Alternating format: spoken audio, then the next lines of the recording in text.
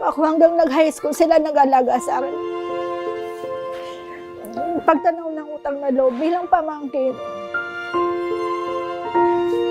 Ilang beses na umiyak dun sa DSWD, makatulong lang kaso wala eh. Yung kung saan ka lalapit, para lang may makatulong dyan sa panggastos nila kaso. Nalaman ko lang na pwedeng mapakinabangan yung skills, libangan nilang magupit-gupit nung lahat ng libro sa bahay namin. Ginupit nila. 1 kilong po mang binili ko. Doon ako naka-discover na pwedeng gawing unan. Tapos, may mga nabenta ako. Yung nabibenta ko, pinapambili ko ng gamit nila. Huminto na lang nung wala na akong pambili ng mga tela. Upang matulungan si Ate Jenny at ang mga tiyahin, sinadya ng ating programa ang Caloocan City Social Welfare Development.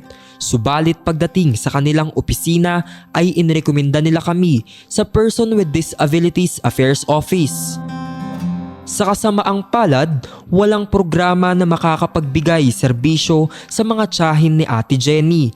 Ang nakalatag kasing proyekto sa Person with Disabilities Affairs Office ay ang pagbibigay ng bigas. Pero hindi tayo titigil hanggat walang nakakamit na tulong ang mag-anak.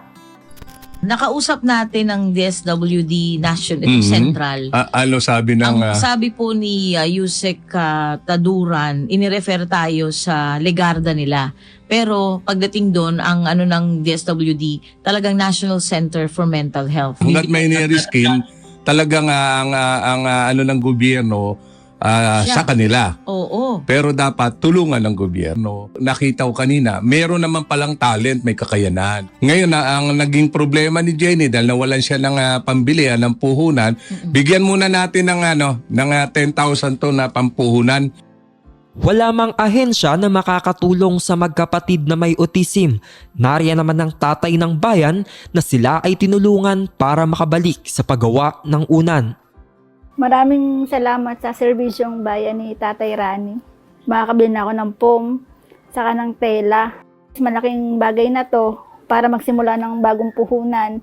Saka pambayad na rin sa upan nila. Pinaka-importante, may panggastos na rin sa daily meal. Yung gagawin kong unan, ipopost ko sa social media para kahit paano, mapalago ko to. Itutuloy-tuloy ko yung pag-aalaga sa kanila since naman na meron na akong kapital para sa unan. Kung hindi man sa DSWD sila mapunta, ayoko mapunta sila sa lansangan if ever na gagawa ko ng paraan para mapabuti sila.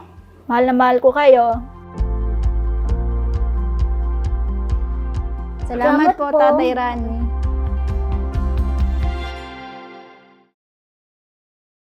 All. Oo, ang ganda ng yakap. Oo nga. Tsaka siyan, pag may gawa na sila na una na walang bumibili, bilhin natin at ibebenta ko. Magkano daw ba una nila? Yes, Tatay Rani, nagpadala si Ate Jenny ng video na kung paano nila ginagawa yung unan at pinost niya na rin ito sa social media. Ang isang unan po ay nagkakahalaga ng 90 pesos. Ayan po, nakikita po natin. Yan, kung paano po ginagawa ng kanyang mga tiyahin. I-communicate ka sa kanila, magpag-usap ka sa kanila, tinan mo kung ilan yung available nilang unan, bibilhin natin at ibebenta ko ng 1,000 bawat isa. Teka lang, parang kumita ka ng todo dun Ano na? Kumita ka ng todo dun. 90 tapos 1,000. Sobra ba yun? Sobra. Di ba tama lang? Ipamantulong mo din. Oo, ipapantulo. Bebenta ko kasi din sa mga kaibigan kong mayayaman. Oo, pwede.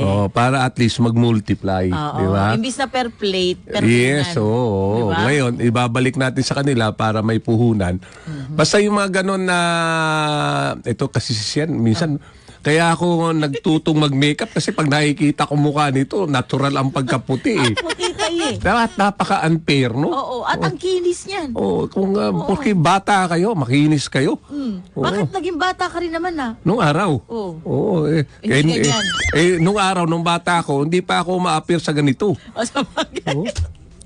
Pero siyan, lahat ng mga natulungan natin na yung gumagawa ng mga unan, yung mga livelihood, bisitahin nyo nga, tapos tingnan nyo kung kailangan natin na tulungan na i-market yung kanilang kanilang produkto. Lalo ngayon magpapasko tayo. Yes, oo. Lalo ngayon magpapasko. So, ganun sana siya na.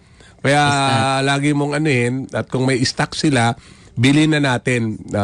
babayaran na natin para makagawa uli sila.